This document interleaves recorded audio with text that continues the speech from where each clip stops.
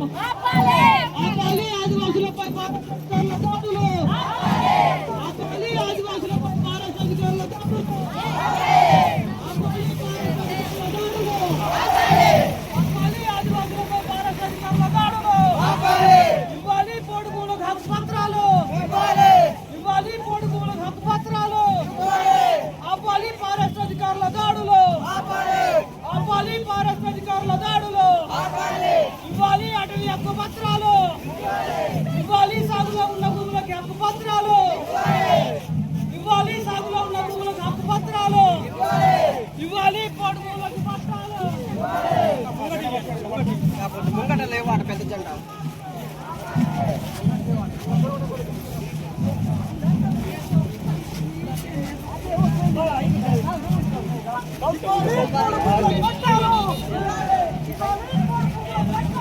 ఇవ్వాలి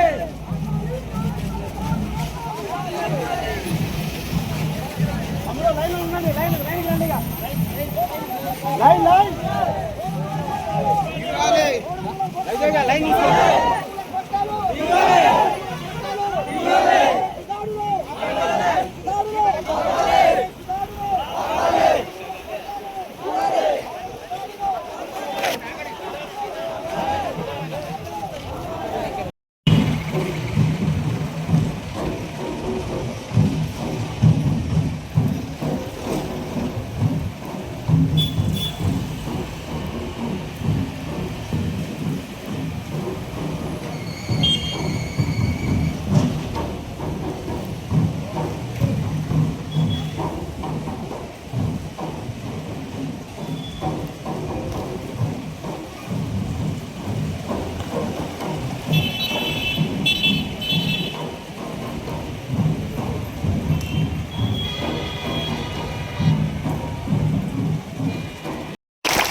మేడారం ప్రాంతంలో ఇక్కడ రక్తం చిందించి ఆదివాసీ బిడ్డలు తమ హక్కుల కోసం పోరాడటం వల్ల ఇవాళ 800 సంవత్సరాలైనా సరే సమ్మక్క సారక్కల్ని ఈ రోజు మనం పూజిస్తున్నాం. ఈ రోజు మనం వాళ్ళని మనం పూజించే ముందుకు పోతా ఉన్నాం. కారణం ఏంటంటే సమ్మక్క సారక్కలు ఆ రోజు ఆదివాసీల హక్కుల కోసం, మన ఉనికి కోసం, మన అస్తిత్వం కోసం వాళ్ళు రక్తాన్ని చిందించారు. కాబట్టి ఇంకొక 1000 ఏళ్ళైనా సరే సమ్మక్క సారక్కలు అదే రకంగా పూజలు అందుకుంటారు. అవునా కదా? అలాంటి ఆత్మగౌరవం ఉన్నటువంటి గడ్డ మనది. ఆత్మగౌరవం కలిగినటువంటి తల్లులు జన్మించినటువంటి గడ్డ ఇది. జల్ జంగల్ జమీన్ అమారా అని చెప్పినటువంటి మహాయోధుడు జన్మించినటువంటి గడ్డ ఇది. ఇలాంటి గడ్డ మీద ఒక్క ఎకరం కాదు కదా, ఒక్క సెంటు భూమి నుంచి కూడా వెనక్కి తగ్గేది లేదు అని చెప్పడం కోసం మనం వచ్చాం. తగ్గుదామా? వెనక్కి తగ్గుదామా? ఒక్క ఇంచి కూడా తగ్గుదామా? ఇందాక మన సెక్రటరీ గారు చెప్పారు, ఏటూరు నాగారం నుంచి హైదరాబాద్ దాకా అవసరమైతే 10 రోజులు పట్టినా సరే పాదయాత్ర చేస్తాం సెప్టెంబర్ నెలలో కానీ అక్టోబర్ నెలలో కానీ అని చెప్పారు. ఆ రకంగా పాదయాత్ర చేయడానికి రాష్ట్ర ప్రభుత్వాన్ని కూడా మనం కదిలించాల్సినటువంటి అవసరం ఉంది. ఎందుకంటే వీళ్ళు ఏం చెప్పారు, ఎన్నికల ముందు ఏం చెప్పారు, మీరు సాగులో ఉన్న ప్రతి ఎకరానికి మేము పట్టా ఇస్తామని చెప్పారు. చెప్పారా లేదా? మరి ఒక్క ఎకరానికి అని ఇచ్చారా? ఒక్క ఎకరానికి కూడా ఇవ్వకపోగా ఉన్న భూమిలోంచి కూడా మనల్ని ఎల్లగొట్టాలని ఫారెస్ట్ వాళ్ళని పంపుతున్నారు. అవునా కదా? ఫారెస్ట్ వాళ్ళకి ఎక్కడి నుంచో చెప్తున్నాం, ఫారెస్ట్ డిపార్ట్మెంట్ దౌర్జన్యం, ఫారెస్ట్ డిపార్ట్మెంట్ దౌర్జన్యం, ఫారెస్ట్ డిపార్ట్మెంట్ దౌర్జన్యం, ఫారెస్ట్ డిపార్ట్మెంట్ దౌర్జన్యం. ఆ రకంగా సోదరి సోదరులారా, మీకు మోసమైతే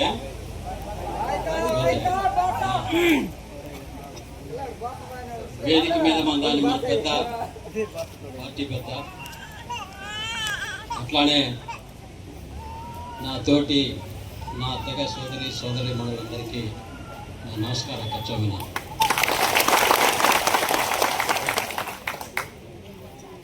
భారత రాజ్యాంగమేమో మనకి గొప్ప గొప్ప హక్కు ఇస్తే, మన రాజ్యాంగం బెస్కి ఏర్పడితే పూర్వం మనల్ని నైజాం నవాబు అంతకంటే మునిపోయిన వస్తాడు, బ్రిటిష్ వాడు వస్తాడు, వీళ్ళందరూ బాతకెత్తారు. ఈ అడవిని మన పేరు అసలు మనుషులు అనేవారు అడిగితే మనతో అది క్రూర మృగాలు మంద వాళ్ళు తప్ప మనుషులు వేళ మనతోరా వీళ్ళంతా దొంగలు కదా మనం దొంగలు అంటారు. స్వాతంత్రం వచ్చిన తర్వాత ప్రభులు ఏమన్నారు? మనల్ని ఇన్ఫిల్ట్రేటర్స్ అన్నారు, ఆక్రమణదారులు. మేము పార్లమెంట్లో అదే అడిగాం, ఏ దేశం నుంచి వచ్చి ఇక్కడ ఆక్రమించుకున్నారు ఈ అడవుల్ని ఈ ఆదివాసులు? చెప్పండి, తీయండి, చరిత్ర బయటికి తీయండి అని చెప్పేసి మనం చూస్తాం. వాళ్ళ దగ్గర జవాబు లేదు. వారి జవాబిల్లెత్తుకో ఈ ప్రభుత్వం, ఈ గవర్నమెంట్ ఇదే అసలు పెద్ద దొంగ. పాత దొంగతనం తొక్కితే అదే కెత్తే. అడవి హక్కుల చట్టం మనం తెత్తాడు కదా, ఆ చట్టాన్ని బాత మీదే రెండు విషయాల మీద ఓరోడు బాత తెచ్చుకో. ఇప్పటిదాకా స్వాతంత్రం వత్త తర్వాత మన దేశాతే ఈ కొండ కోణంలో మందనటువంటి గిరిజన తెగలకి చారిత్రకమైనటువంటి అన్యాయం చేశాము. ఏమన్యాయం? చారిత్రక అన్యాయం. అంటే ఇప్పుడది కాదు, చాలా ఏళ్ళ నుంచి చేస్తున్నారు. మనల్ని బ్రిటిషోడేమో అడవులు ఖాళీ చేయమన్నాడు, వీళ్ళేమో అసలు మీరు అడవులకు చొరబడ్డారన్నాడు. ఇట్లా మనల్ని అనడానికి వాళ్ళకి అసలు బుర్ర ఉందా? ఎందుకు పట్టాలు ఇవ్వడం లేదు, హక్కు పత్రాలు ఇవ్వడం లేదు? గిరిజనులనా, పేదవాళ్ళనా, నోరు లేని వాళ్ళనా, లేదా ఏ దిక్కు లేనటువంటి వాళ్ళనే కదా సంవత్సరాల తరబడి ఆ అడవిలో పడి అక్కడ పని చేసుకొని బతుకుతుంటే హక్కు పత్రాలు ఇవ్వరు మీరు. గత ప్రభుత్వం ఇస్తామని చెప్పి ఒక 4 లక్షల ఎకరాలకు ఇచ్చి ఇంకొక 8 లక్షల ఎకరాలు సాగు చేసుకుంటున్నటువంటి పేదలకు, గిరిజనులకు ఇవ్వడం లేదు. ఆ రకంగా హక్కు పత్రాలు ఇవ్వకపోతే ఫారెస్ట్ అధికారులు వచ్చి ఇది మా భూమి అంటున్నారు. మా భూమి అని ఫారెస్ట్ వాళ్ళు వచ్చి గిరిజనులను ఇబ్బందులు పెడుతున్నారు, వాళ్ళ మీద దాడులకు పాల్పడుతున్నారు. అక్కడ మీరు వ్యవసాయం చేయకూడదు అంటున్నారు, అక్కడ బోర్లు వేయకూడదు అంటున్నారు, ట్రాక్టర్లు పెట్టి దున్నకూడదు అంటున్నారు. ఎందుకంటే ఇది ఫారెస్ట్ భూమి అంటున్నారు. ఇది ఫారెస్ట్ భూమే కాదా అనేటటువంటిది ఎవరు తేల్చాలా? ఇక్కడ ఉన్నటువంటి ఐటీడీ అధికారి తేల్చాలి కదా. ఓటు చేస్తే ఆయన గెలిచాడు, రాజ్యాంగం ప్రకారం ప్రమాణం చేశాడు. ఇప్పుడు ఏం చేస్తున్నాడు? ఆ ప్రమాణ సంతకం అయి కిందకి దిగగానే అదానిని పట్టుకొని ప్యారిస్ వెళ్తాడు, అదాన్ని పట్టుకొని ఆస్ట్రేలియా వెళ్తాడు. ఆయనకి అక్కడ భూగల్లు కావాలా అవి చేశాడు. ఇప్పుడు వచ్చేటప్పటికి అక్కడ దాకా ఎందుకు అయ్యా, నీకు మన ఏజెన్సీలో ఉన్నాయి నిధులన్నీ, కాబట్టి ఇక్కడికి రా నీకు ఇప్పించేస్తానని చెప్పేసి అంటున్నాడు. దానికి మన చట్టాలు అడ్డంగా ఉన్నాయి. మన గ్రామ సభ తీర్మానం లేకుండా చేయకూడదని చెప్పి సుప్రీంకోర్టు సమతా తీర్పులు చెబితే ఈ పెద్ద మనిషి మరొక చట్టం తీసుకొచ్చి 23లో మొత్తం అసలు ఇక్కడ ఉండేటువంటి వాటికి గ్రామ సభకి ఎట్టి, అది గ్రామ సభలు అక్కర్లేదు, పబ్లిక్ హియరింగ్ అక్కర్లేదు. కేవలం నా దగ్గర నేను పెట్టాను ఒక scheme, PMO office, prime minister ఆఫీస్కి వచ్చేయండి, డైరెక్ట్ గా 48 గంటల్లో ఏ కంపెనీకి ఏ పర్మిషన్ కావాలంటే అది ఇచ్చేస్తాను. ఈ ఆఫీసర్ చుట్టూ తిరగకండి, డిపార్ట్మెంట్ చుట్టూ తిరగకండి, నా దగ్గరికి రండి అని చెప్పినటువంటి మొనగాడు ఎవడన్నా అంటాడు ఆయన. ఇది రాజ్యాంగ విరుద్ధం కాదా? నువ్వు రాజ్యాంగాన్ని పాటిస్తున్నావా? రాజ్యాంగాన్ని పాటించు. ఇప్పుడు నీ కన్ను ఏజెన్సీ మీద పడి, అందుకని ఏజెన్సీలో ఉన్నటువంటి గనుల కోసం, ఏజెన్సీలో ఉన్నటువంటి జలరాశుల కోసం, ఏజెన్సీలో ఉన్నటువంటి అటవీ సంపద కోసం ఈ రోజు ప్రైవేట్ అడవులు ఇందాక చెప్పారు. ప్రైవేట్ అడవులు డిపార్ట్మెంట్ ఉంటుంది ఒక పక్కన. మన ఫారెస్ట్ డిపార్ట్మెంట్కి తెలియదు ఏమిటంటే, మీకు తెలియకుండానే మీకు ఏం పని లేకుండా చేశాడు మోడీ గారు. మొత్తం ఫారెస్ట్ అడవులు వాళ్ళే, రిజర్వ్ ఫారెస్ట్ మీరు నడపరు, మీ వైల్డ్ లైఫ్ ప్రాజెక్టులు మీరు నడపరేక స్వచ్ఛంద సంస్థలు నడుపుతాయి. బీజేపీ వాళ్ళ యొక్క కొత్త విధానం ప్రకారంగా వేరే ప్రైవేట్ కంపెనీలు వచ్చేస్తాయి, వాళ్ళు నడుపుతారు. మీ ఉద్యోగాలు ఉంటాయో లేదో కూడా తెలియదు. మళ్ళీ మీ ఉద్యోగాలు నిలపని మళ్ళీ ఎర్ర జెండానే పోరాడాల, ఆ పరిస్థితి తీసుకొచ్చింది ఈ రోజున బీజేపీ. ఈ భాగంలో మన హక్కుల్ని విపరీతంగా ఈ రోజున అసలు ధ్వంసం చేసి పడేశారు. రాజ్యాంగం పేరు కట్లా ఉంది తప్ప రాజ్యాంగం అంటే ఏ మంచి ఫారెస్ట్ డిపార్ట్మెంట్ మీరెవరు నోటీసులు ఇవ్వడానికి? ఇది మా రాజ్యం, ఈ అడవిని కాపాడేది మేము, ఈ అడవిలో పుట్టింది మేము, ఈ అడవిని ఆదివాసీలు కాపాడుతున్నారు. ఆదివాసీలు ఉన్న కాడే అడవి ఉంది, ఆదివాసీలు ఉన్న కాడే అడవి ఉంది, అడవి ఉన్న కాడే ఆదివాసీలు ఉన్నారు. అవునా కదా? ఆదివాసీలు లేని కాడ అడవి ఉందా? కాబట్టి అడవిని రక్షిస్తుంది ఫారెస్ట్ వాళ్ళు కాదు, అడవిని రక్షించేది ఎవరు? ఆదివాసులు. ఆదివాసులే అడవిని రక్షిస్తున్నారు. కాబట్టి ఆదివాసులు ఉన్న కాడే అడవి ఉంది, అడవి ఉన్న కాడే ఆదివాసులు ఉన్నారు. ఇది ఫారెస్ట్ వాళ్ళకి సంబంధం లేదు. మీరు కాదు రక్షించేది అడవిని. ఈ అడవి మాది, ఈ అడవి బిడ్డలం మేము, ఈ అడవి తల్లి నుంచి మేము పుట్టినోళ్ళం మేము. కాబట్టి ఈ అడవిని మేము కాపాడుకుంటాం, మీరు అవసరం లేదు అని మనం చెప్తా ఉన్నాం. కాబట్టి మీ అందరికి కూడా ఫారెస్ట్ డిపార్ట్మెంట్ దౌర్జన్యాలు నశించాలని చెప్పి మనం పోరాటం చేద్దాం. అందుకోసం ఈ పోరాటాన్ని కొనసాగించండి. అవసరమైతే హైదరాబాద్ దాకా పాదయాత్ర చేద్దాం. మనం 2 నెలల టైం ఇద్దాం. ఇది జూలై కదా, ఆగస్టు. అదేవిధంగా తర్వాత లక్షల దరఖాస్తుదారుడు దాదాపుగా 21 రాష్ట్రాల్లో వాళ్ళకి సెటిల్మెంట్ జరగల, పట్టా ఇవ్వాల, అయినా వాళ్ళు అడవి భూమిలో సాగు చేసుకొని బతుకుతున్నారు. వాళ్ళని ఖాళీ చేయించని చెప్పింది ఇదే సుప్రీంకోర్టు. ఎప్పుడు చెప్పింది? 2019లో. 2014లో బీజేపీ ఆర్ఎస్ఎస్ అనే దుర్మార్గమైనటువంటి గ్యాంగ్ ఈ దేశం అధికారంలోకి వచ్చింది. వీళ్ళు రాకముందు సుప్రీంకోర్టు ఏం చెప్పింది మన హక్కుల గురించి, వాళ్ళు వచ్చిన తర్వాత ఏం చెప్తారు? జీవో నెంబర్ 3 ఎంత అంటే చిన్నది. కనీసం ఆ పంతులు పోస్ట్ అయినా సరే 100% షెడ్యూల్ ఏరియాలో మన పిల్లలు చదువుకుంటున్నారు, ఇప్పుడే వాళ్ళకి ఇవ్వాలని చెప్పే జీవో నెంబర్ 3 వస్తే ఆ 3 జీవోని కొట్టేశారు. ఎప్పుడు కొట్టేశారు?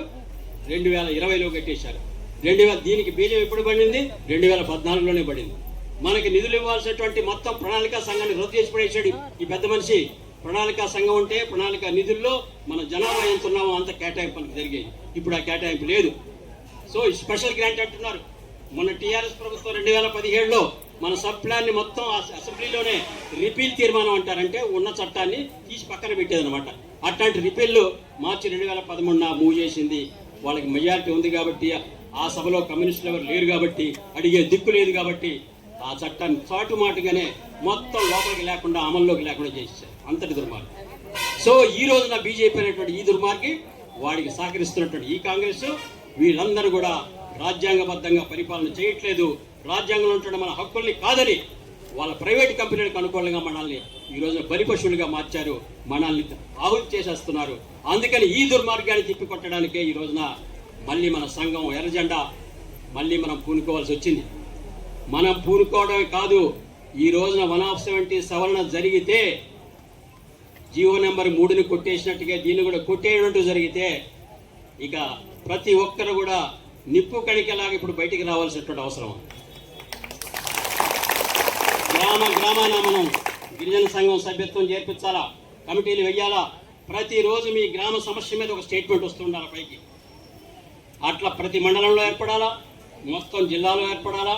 మన జిల్లా ఎందుకంటే మన జిల్లా అత్యధిక శాతం షెడ్యూల్ ఏరియా ఉన్నటువంటి జిల్లా కాబట్టి ఇక్కడ షెడ్యూల్ హక్కులు రాజకీయాలు ఇక్కడ ఉన్నాయి. నువ్వు ఉన్నది క్యాబినెట్లో అమ్మా.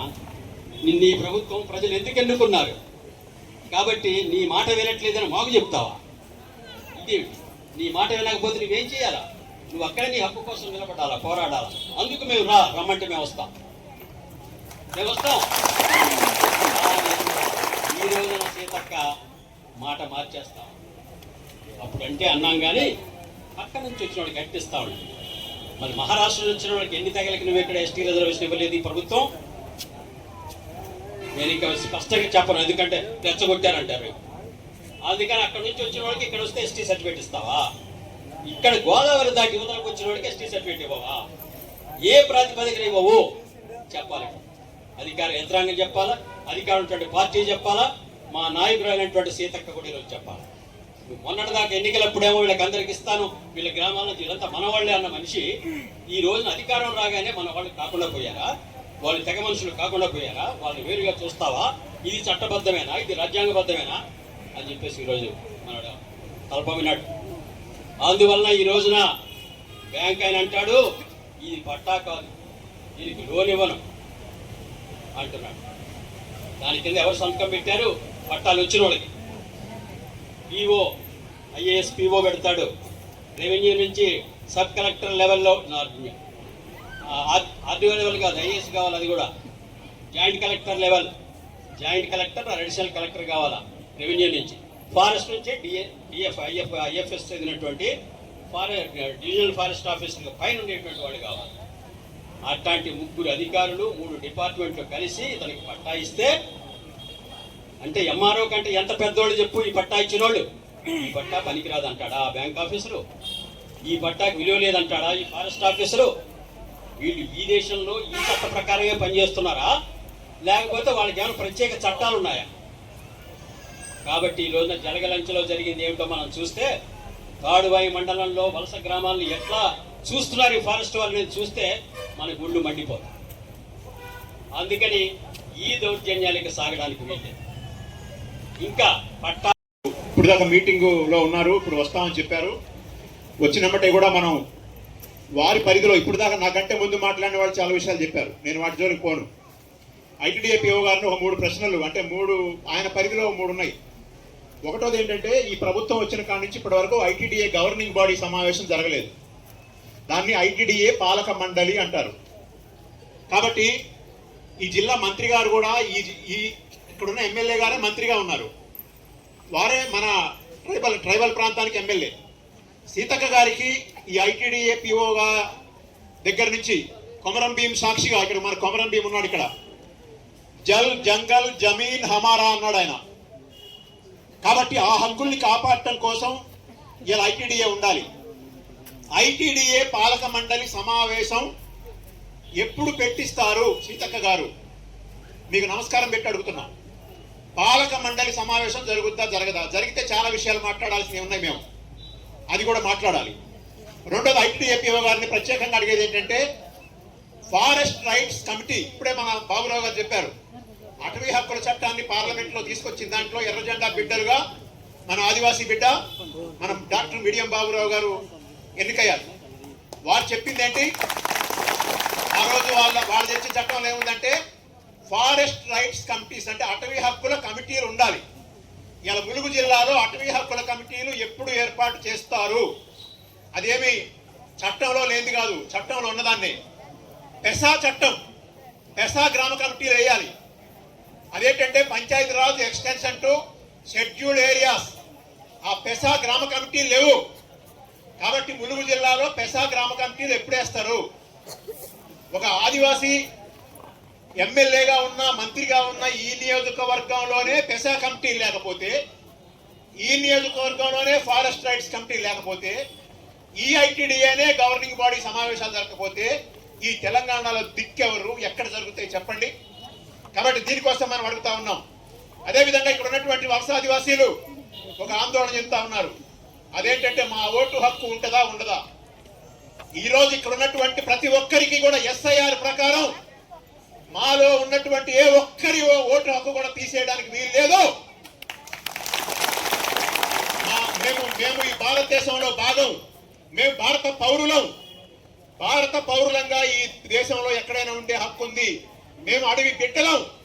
ఈ అడవి బిడ్డలుగా ఉన్న మా ఓటు హక్కు గనక మీరు తీసేస్తే కొమరం భీం తిరగబడ్డట్టుగా. ఇది సమ్మక్క సారక్క ములుగు జిల్లా, దీని పేరు. ఒకనాడు సమ్మక్క సారక్క అనేటువంటి ఆడబిడ్డలు ఆనాడు ఉన్నటువంటి ఆధిపత్యానికి లొంగకుండా ఎదురు తిరిగి పోరాడిన గడ్డ ఇది. మనకున్నది అన్నా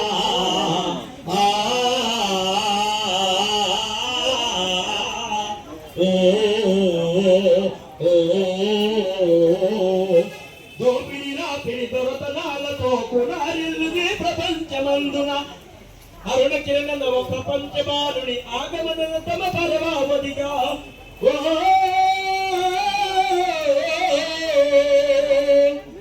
పోరుబాటలో నేల కొరిగిన వీరవనులకు లాల్చలాం, వీరవనితలకు లాల్చలాం. డిమాండ్స్ ను పరిష్కరించుకోవడం జరిగింది. పరిష్కారం అయ్యే డిమాండ్స్ పిఓ గారు కొన్ని చెప్పారు. జాయింట్ మీటింగ్ మిగతాయి మొత్తం మనం చెప్పాడు. మన పార్టీ రాష్ట్ర కార్యదర్శి ప్రజలు వచ్చి ఉన్నారు. ప్రజల దగ్గర ఈ యొక్క మీరు చెప్పిన మాటలు ప్రజలకు చెప్పి, ప్రజలు గిరిజనులు కాబట్టి వాళ్ళకి హామీ ఇవ్వండి అని చెప్పి మనం కోరడం జరిగింది. కాబట్టి మనము పిఓ గారి మాట విని మనం నిర్ణయం తీసుకొని భవిష్యత్తులో ఈ సమస్య పరిష్కారం కాకపోతే మళ్ళీ పోరాటానికి, మళ్ళీ ఉద్యమానికి మనం సిద్ధం కావాల్సిందే. ప్రభుత్వము పోరాటం చేయకుండా పరిష్కరించే పరిస్థితి లేదు. పోరాటాలతోనే శరణ్యం, పోరాటాలే మన దిక్కు. ఈరోజు కాబట్టి పిఓ గారు మాట్లాడేది శ్రద్ధగా వచ్చిన గిరిజనులు ఆదివాసులందరూ వినాలని కోరుకుంటున్నాం.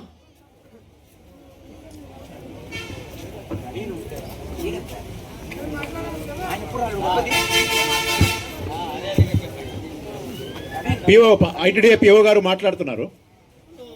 అందరికీ నమస్కారం. ఈరోజు సిపిఐ పార్టీ నుంచి వచ్చిన నాయకులతో, సిపిఎం పార్టీ నుంచి వచ్చిన నాయకులతో మేము చర్చించాము. పూర్తిగా వివరాలు కూడా తీసుకోవడం జరిగింది. మేము త్వరలో ఎన్ని పాయింట్స్ మాతో మా కోసం పెట్టారు, మేము గమనించి మేము మీటింగ్ పెట్టి ఇది త్వరలో పరిశీలన చేయడానికి ప్రయత్నం చేస్తాం. ఓకే, దయచేసి మీ అందరూ ఇంత ఎండలో ఉండకూడదు, దయచేసి మీరు పోవచ్చు. మేము చూస్తాం అన్ని మాటలు నోట్ చేయడం జరిగింది, మీరు టెన్షన్ పడకండి, మేము చేస్తాం. Okay, thank you.